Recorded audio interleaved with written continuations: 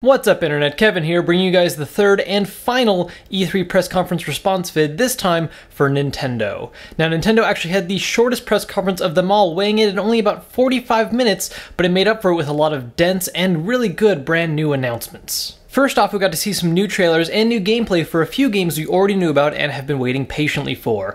We got new trailers for Xenoblade Chronicles X and the Pokemon Ruby and Sapphire remakes. We also got to see some more gameplay for Hyrule Warriors, which looked a lot better than what we first saw 6 months ago. And we also got to see some more gameplay for the new Yarn Yoshi game, now titled Yoshi's Woolly World. We also got a new trailer for Bayonetta 2, which also announced that the game will be including the first Bayonetta remade for the Wii U. Now, of course, the one big game that a lot of us have just been waiting on and want to get as much information about as soon as possible is the new Super Smash Bros. For Wii U and 3DS, which we did get a couple of different announcements for.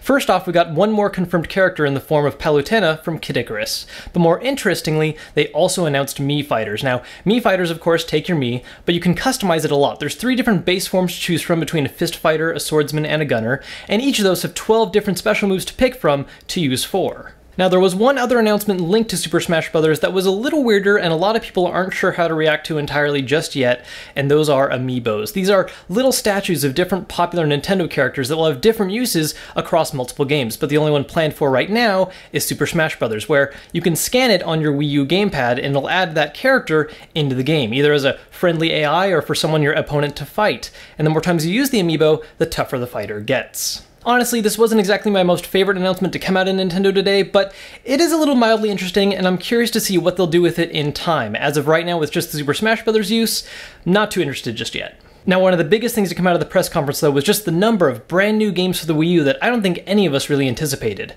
To begin with, there's a new IP featuring Toad as the main character called Captain Toad's Treasure Tracker, and we also are getting a sequel to Kirby's Canvas Curse for the Wii U called Kirby and the Rainbow Curse. We also got the announcement of the Mario Maker. This is an editor for the Wii U that lets you make your own 2D style Mario levels that can be played in both retro style 2D graphics or in the more recent style where they're 3D but still played on a 2D plane. Now, by far, though, I think the biggest two that really made a big impact at today's press conference, though, was first off the announcement of Zelda Wii U, with just a little bit of gameplay teased showing a more open-world style Hyrule. And then there was one other brand new game which I think caught a lot of people off guard, which is Splatoon. Now, it's really hard to describe to you what makes this game look so fun without actually watching gameplay for yourself, so you should really look this up, but the basic idea is that you're playing a multiplayer competitive game, but instead of trying to defeat your opponents, you're trying to cover the map in your team's color paint. Kinda weird to describe, I know, but take a look at the gameplay. It looks like a lot of fun and really interesting.